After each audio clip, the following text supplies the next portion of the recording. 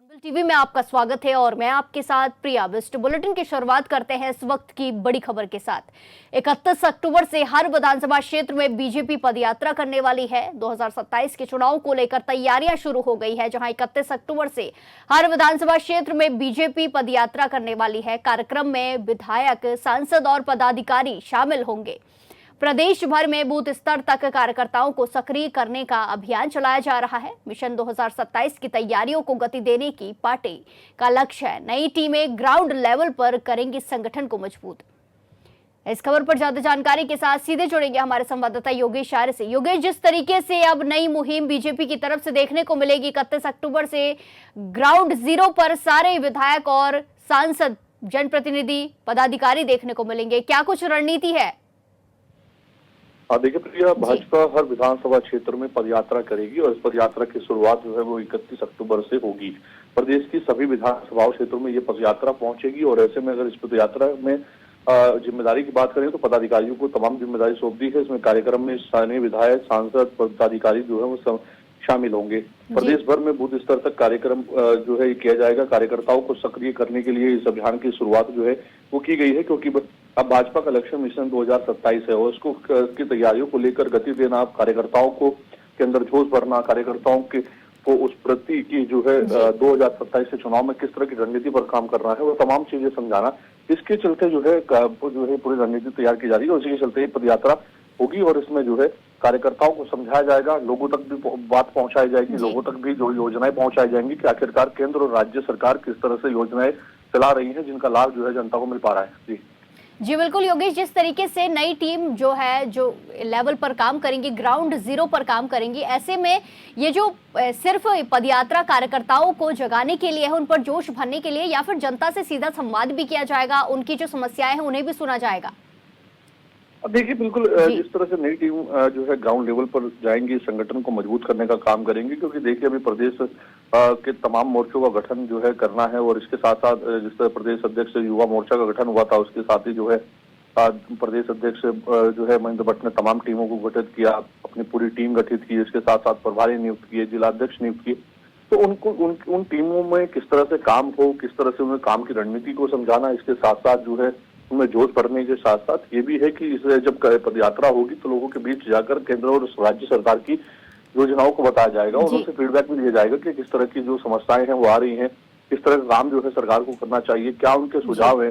तो वे तमाम चीजें इसमें शामिल की जाएंगी ताकि आने वाले वक्त में बिल्कुल योगेश, आप हमारे साथ इसी तरीके से बने रहिए, आगे भी आपसे जानकारी साझा करेंगे। खबरों में आगे बढ़ते हैं। इस वक्त की अगली बड़ी खबर यूके SSSC पेपर लीक मामले से है, जहां यूके पेपर लीक प्रकरण में अब सीबीआई की एंट्री हो गई है। यूके SSSC पेपर लीक प्रकरण में सीबीआई ने एंट्री कर ली है। सीबीआई ने एसआईटी से दस्तावेज अपने कब्जे में लिए हैं।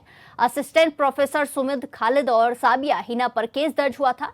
31 सितंबर को आउट हो गया था पेपर। सीएम धामी ने इसकी जांच की सिफारिश की थी सीबीआई से और अब सीबीआई ने एसआईटी से जो सारे दस्तावेज हैं वो अपने कब्जे में ले लिए हैं। जांच में जल्द सामने आएगा गैंग का मास्टरमाइंड।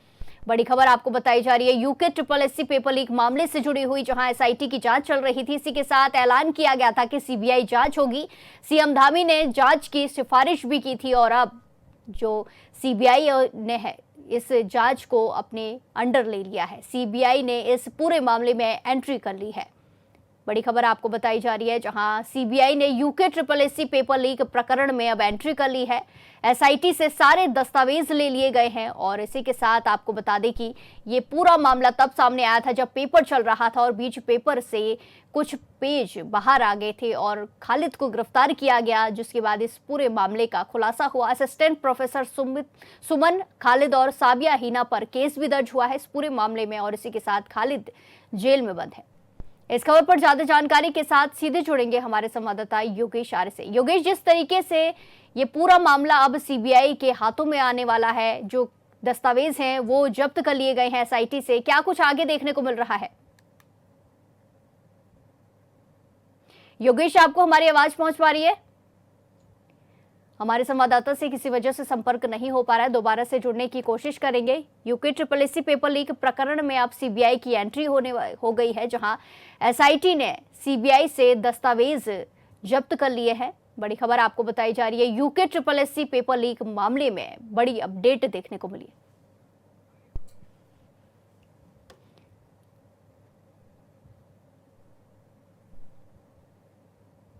इसी के साथ खबरों में आगे बढ़ते हैं। मुनस्यारी दौरे पर पहुंचे प्रदेश के मुख्यमंत्री पुष्कर सिंह धामी बुधवार सुबह मॉर्निंग वॉक पर निकले, जहां उन्होंने स्थानीय लोगों के साथ चाय की चुस्कियों का आनंद लिया। साथ ही सरकार की ओर से क्रियान्वित की जा रही तमाम विकासात्मक और जन कल्याणकारी योजनाओं पर फीडबैक लिया। उन्होंने कहा कि सीमांत क्षेत्रों का विकास और सुरक्षा दोनों ही सरकार की सर्वोच्च प्राथमिकता है। सीएम ने कहा कि मुनस्यारी एक सुंदर संभावनाओं से भरपूर पर्यटन स्थल है। यहाँ की मनमोहक वादियों, शुद्ध पर्वतीय हवा और शांत वातावरण में एक अलग ही ऊर्जा का अनुभव होता है।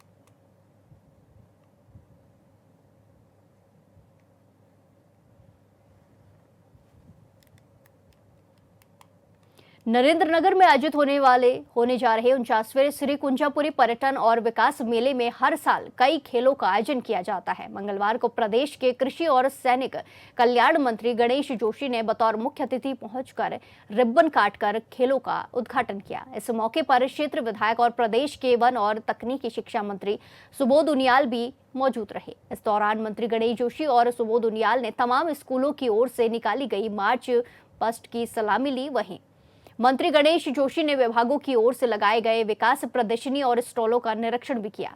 कार्यक्रम को संबोधित करते हुए मंत्री गणेश जोशी ने कहा कि खेल जीवन के अभिन्न अंग हैं। शारीरिक स्वच्छता के लिए खेल जरूरी है। खेलों से प्रतिस्पर्धा, अनुशासन, एकाग्रता, आत्मविश्वास की संभावनाएं बलवत्त होती है। समग्र व्यक्तिगत का विकास होता है और आत्मविश्वास बढ़ता है। मेले के मुख्य संरक्षक और वन मंत्री सुबोध उनियाल ने कुंजापुरी पर्यटन और विकास मेले को क्षेत्र के विकास में अहम बताते हुए कहा कि इस मेले के जरिए जहां बड़ी बड़ी विकास योजनाओं को धरातल पर उतारने का काम किया गया है, वहीं ये मेला गढ़वाल की सांस्कृतिक, धार्मिक, आध्यात्मिक और पौराणिक परंपराओं को जीवंत रखने में बेहद अहम है।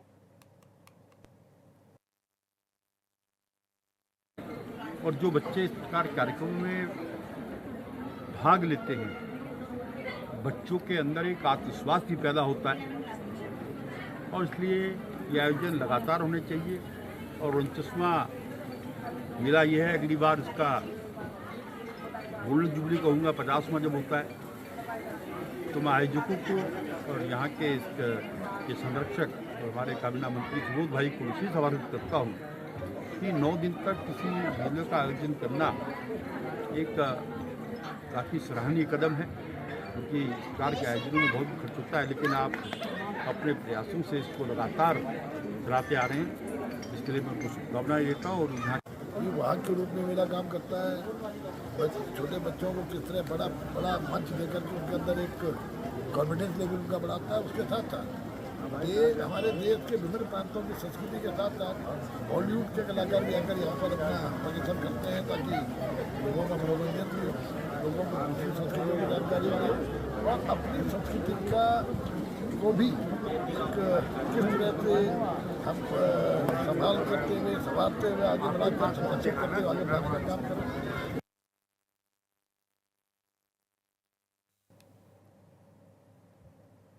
नैनीताल में वीआईपी मूवमेंट के मद्देनजर सचिव मुख्यमंत्री और कुमाऊं कमिश्नर दीपक रावत ने नगर पालिका ईओ के साथ नगर का भ्रमण किया। नगर भ्रमण के दौरान उन्होंने अधिशासी अधिकारी को साफ सफाई और बिजली लाइटों को दुरुस्त करने के निर्देश जारी किए। इस दौरान आयुक्त दीपक रावत ने कहा कि नगर पालिका को मॉल रोड में खराब स्ट्रीट लाइटों को ठीक करने के निर्देश देने के साथ ही मॉल रोड में लगाए जा रहे अवैध फड़ को हटाने के निर्देश भी दिए गए हैं, ताकि नगर में जाम की स्थिति उत्पन्न न हो सके। उन्होंने पालिका की ओर से किए जा रहे साफ सफाई और कार्यों को संतोषजनक बताते हुए कहा कि नगर में वीआईपी मूवमेंट को देखते हुए नगर को साफ सुथरा रखना जरूरी है।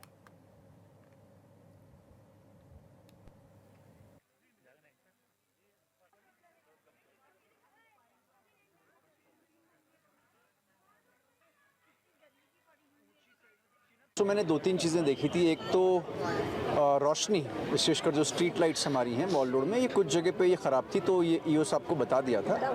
इनकी भी उसमें कुछ व्यवहारिक दिक्कतें थी, लेकिन उनकी रिपेयर्स आज यहाँ पे हो रही है। और कुछ ऐसी दुकानें भी थी जो कि एंक्रोचमेंट थी, उनको परमिशन नहीं थी मॉल रोड पे। उनकी पहले से अंदर दुकान है, लेकिन उसके बाद भी 2-3 खाने पीने के स्टॉल्स लग रहे हैं, जिससे कि शहर में एक तो जाम की स्थिति भी बनती है, भीड़ भाड़ होती है और थोड़ा सा जो खूबसूरती है वो भी कम होती है। तो उस पर भी आज मैंने देखा कि अच्छा एक्शन हुआ है और साफ़ सफाई की कंडीशन भी ठीक है। अब आने वाले दिनों में यहाँ पे वीआईपी मूवमेंट भी है, तो उसको देखते हुए भी साफ़ सफाई और रोशनी की व्यवस्था हम इसी के साथ खबरों में आगे बढ़ते हैं। लोहाघाट के जीआईसी खेल मैदान पर स्वामी विवेकानंद विद्यालय स्तरीय अंडर 14 फुटबॉल प्रतियोगिता का शुभारंभ हुआ। वहीं मुख्य अतिथि अवैध आश्रम मायावती के प्रबंधक स्वामी सुहदानंद जी ने फीता काटकर टूर्नामेंट की शुरुआत की। उन्होंने हाई स्कूल के प्रयासों की सराहना करते हुए नन्हे फुटबॉलरों से परिचय लिया और नशे से दूर रहने की सलाह भी दी। प्रतियोगिता के आयोजक फुटबॉल कोच नितेश डेक और शिक्षक ब्रजेश डेक ने बताया कि प्रतियोगिता का मुख्य उद्देश्य नशा मुक्त किशोर पीढ़ी और फुटबॉल प्रतिभाओं को खोजकर लाना है। उन्होंने कहा कि खेल ऐसा सशक्त माध्यम है जिससे किशोर नशे और मोबाइल से दूर रह सकते हैं। साथ ही उन्होंने सभी अभिभावकों से अपने अपने बच्चों को अधिक से अधिक खेलों से जोड़ने की अपील की है।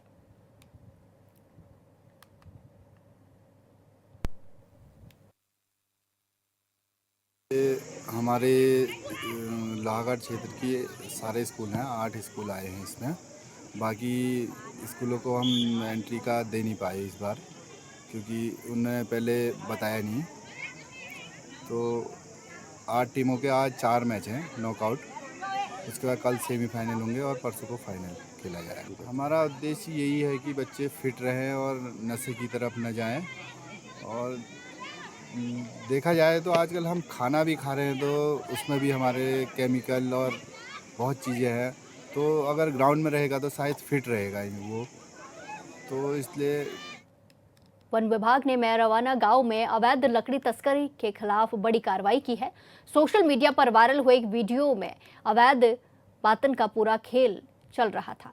वन विभाग की टीम ने छापेमारी कर 95 नग देवदार की लकड़ियां बरामद की हैं, जबकि 4 आरोपियों के खिलाफ मुकदमा दर्ज किया गया है। चक्राता वन प्रभाग के मैरवाना गांव के देवदार और अन्य प्रजाति की लकड़ियों के अवैध पातन की सूचना और वीडियो सामने आने के बाद वन विभाग की टीम हरकत में आ गई।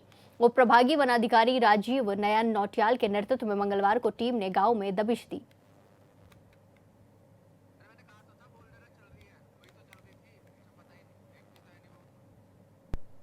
चला दे ब्रेकिंग, चला दे बस। अरे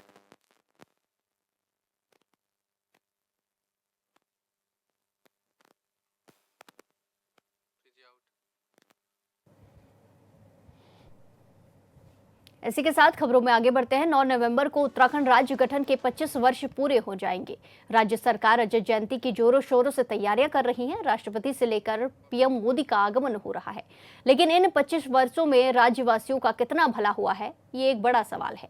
हर एक विभाग के विकास में अलग अलग भूमिका है और सबसे ज्यादा भूमिका सड़क मार्ग की होती है। लिहाजा ये जरूरी है कि इस पर विस्तार से चर्चा हो। आज इस प्रदेश में सड़कों की स्थिति पर क्या कुछ देखने को मिल रहा है, रिपोर्ट देखिए।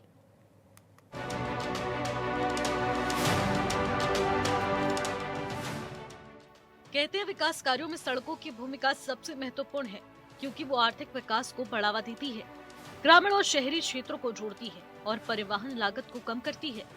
सड़कों के माध्यम से ही कृषि उत्पादों को बाजारों तक पहुंचाया जाता है, व्यापार और वाणिज्य को बढ़ावा मिलता है और सामाजिक सेवाओं तक पहुंच सुगम होती है।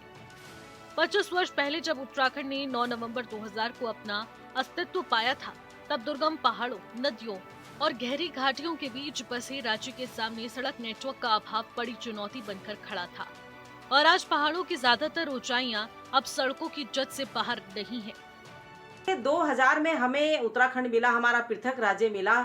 जिन आंदोलनकारियों की मेहनत और लगन और आंदोलन से हमें ये पृथक राज्य मिला, आज उनकी भावनाओं के अनुरूप भारतीय जनता पार्टी की सरकार चल रही है। आज पुष्कर सिंह धामी जी ने जिस तरीके से सड़कों का जाल, कनेक्टिविटी गांव-गांव तक पहुंचाने का काम किया, ये सराहनीय कदम है। हमने 25 सालों में कहा हम 19,000 किलोमीटर सड़कों तक ही सीमित थे और आज हम कहाँ 45,000 किलोमीटर सड़कों तक पहुंच चुके हैं। और आगे इसकी कनेक्टिविटी हमारी चाहे ट्रेन की हो, चाहे जो है सड़क मार्ग की हो, मुझे लगता है कि आज का हमारा जो प्रदेश है, पहाड़ों के दूरस्थ जो क्षेत्र है, जो ग्रामीण क्षेत्र है, वहाँ तक भी हमने रोड की कनेक्टिविटी पहुँचाने का काम किया, हमने नेट देने का काम किया, हमने तमाम वो व्यवस्थाएं गाँव तक पहुँचे।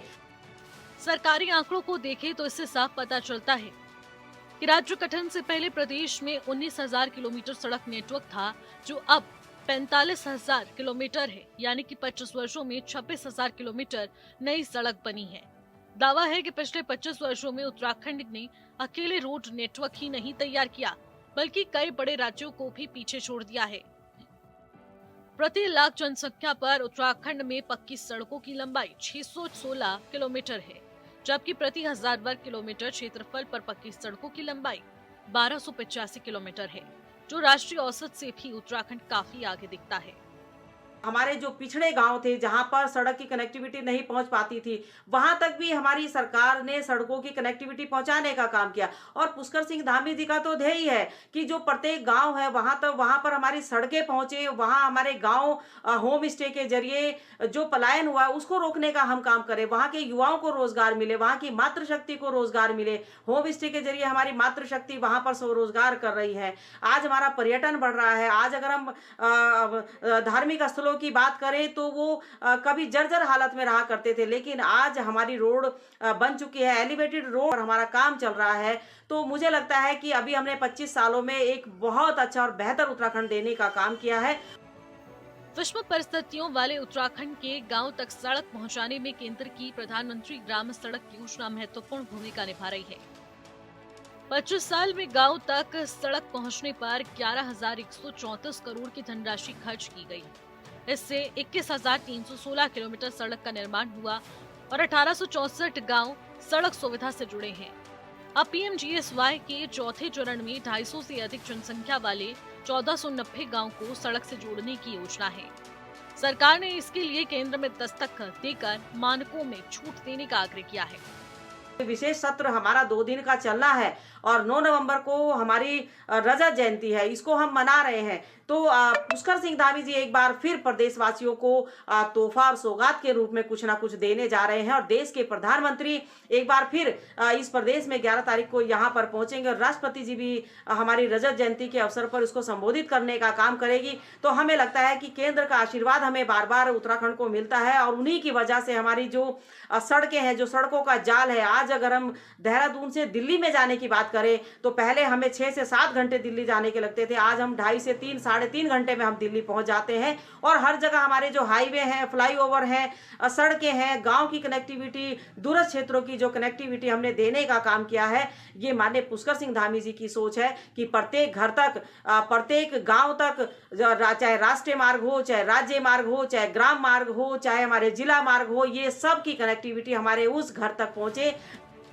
उत्तराखंड में कुल 1.25 लाख किलोमीटर से अधिक ग्रामीण सड़कें हैं। हालांकि जानकारी के मुताबिक प्रदेश में 150 से 249 तक की जनसंख्या वाले 407 गांव हैं। इसके अलावा 1796 गांव ऐसे हैं जहां पर आबादी 150 से कम है। ये पीएमजीएसवाई की जनसंख्या के तय मानकों की कसौटी में नहीं आ रहे हैं, लेकिन राज्य की विषम परिस्थितियों को देखते हुए ये योजना में छूट के लिए राज्य सरकार ने केंद्र सरकार से गुहार लगाई है। सरकार को उम्मीद है कि इस दिशा में केंद्र जल्द ही सकारात्मक निर्णय लेगा और एक तरफ सड़क के आंकड़े हैं तो दूसरी तरफ विपक्ष के सवाल भी। सड़कों को लेकर के सरकार कह रही है कि राज्य गठन के बाद सड़कों का जाल प्रदेश भर में बिछ गया है, लेकिन आज भी आप राजधानी देहरादून में ही ग्रामीण इलाकों में चले जाइए, आपको सड़कों की हालत ऐसी खराब मिलेगी कि आप कहेंगे आप कहाँ आ गए हैं। पर्वतीय क्षेत्रों में तो सड़कें कहीं नजर आती ही नहीं है। जहाँ सड़कें बनी हुई हैं उनका मेंटेनेंस नहीं हो रहा है। आपदा के समय जो सड़कें टूट जाती हैं उनको ठीक करने में ही कई साल गुजर रहे हैं। जनजीवन अस्त व्यस्त है। सरकार के दावे अपनी जगह है, लेकिन जमीनी हकीकत पर अगर उतर के देखा जाए तो जनता परेशान है। जनता को जो सुविधाएं मिलनी चाहिए थी वो दावों से अगर बाहर जाकर के देखें तो धरातल पर कहीं सुविधाएं नहीं है। स्वास्थ्य सेवाओं का आप हाल देख लीजिए, शिक्षा की आप दुर्दशा देख लीजिए, सुरक्षा की स्थिति देख लीजिए। चौतरफा सरकार का फेल्योर है और सड़कों को लेकर के जो दावे सरकार करती है वो धरातल से मेल नहीं खाते हैं। आज भी पर्वतीय क्षेत्रों में सैकड़ों ऐसे गांव हैं जो विकास की बाढ़ जो रहे हैं, सड़कों के लिए जहां आंदोलन हो रहे हैं। सरकार का ध्यान वहां जाना चाहिए जहां पर आज तक सुख सुविधाएं नहीं पहुंची हैं। उत्तराखंड पहाड़ी राज्य है और ये पहाड़ों के कई इलाकों में आज भी सड़क की सुविधा नहीं। इसमें कोई दो राय नहीं है कि आए दिन सत्ता पक्ष और विपक्ष के नाराज ग्रामीण सड़क की मांग को लेकर विरोध प्रदर्शन करते हैं, जिस पर राजनीति होती है। सड़क मार्ग निर्माण में कभी वन विभाग तो कभी पर्यावरण भी बाधा आ जाती है, लेकिन इन सब के बीच कई सारे सवाल हैं। आज के दौर में भी अगर किसी इलाके में सड़क की सुविधा नहीं है तो ये विचारणीय है, बल्कि निंदनीय भी है। Bureau report, hornbill TV.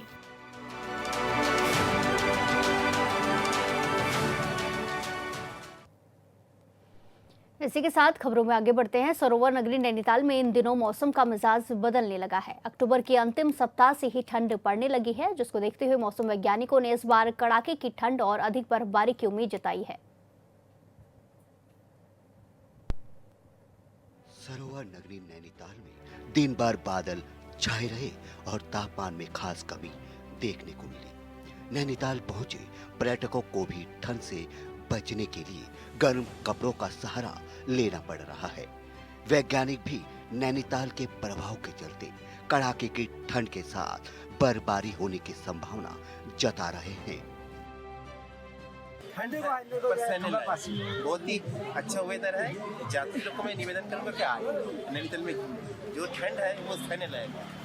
बहुत ही अच्छा मौसम है। कल धूप निकलता है, धूप थोड़ा कम है, फिर भी अच्छा लग रहा है। हम लोग अभी पूरा लेक में वो करके आए, नाव चला के आए, तो ठीक है। पानी में भी हाथ डाला, पानी भी सहने लायक। कल के अपेक्षा आज ज़्यादा ठंड है। कल तो धूप निकली थी, इसलिए ठंड उतना नहीं लग रहा था, आज तो ठंड लग रही है। अभी देखिए कम से कम 2 बजने चला है, पर धूप नहीं निकली, मतलब आज पूरा दिन धूप नहीं निकलेगी। बीते वर्ष ठंड देर से शुरू होने के चलते 9 दिसंबर 2024 को नैनीताल के ऊंचाई वाले क्षेत्रों में पहली बर्फबारी हुई थी। वहीं 12 जनवरी 2025 को सीजन की दूसरी बर्फबारी हुई थी। लेकिन इस वर्ष अक्टूबर माह में भी ठंड बढ़ने के चलते लोग आने वाले महीनों में कड़ाके की ठंड व बर्फबारी की संभावना जता रहे हैं। इस बुलेटिन में फिलहाल के लिए इतना ही। बाकी तमाम खबरों के लिए देखते रहिए हॉर्नबिल टीवी। नमस्कार।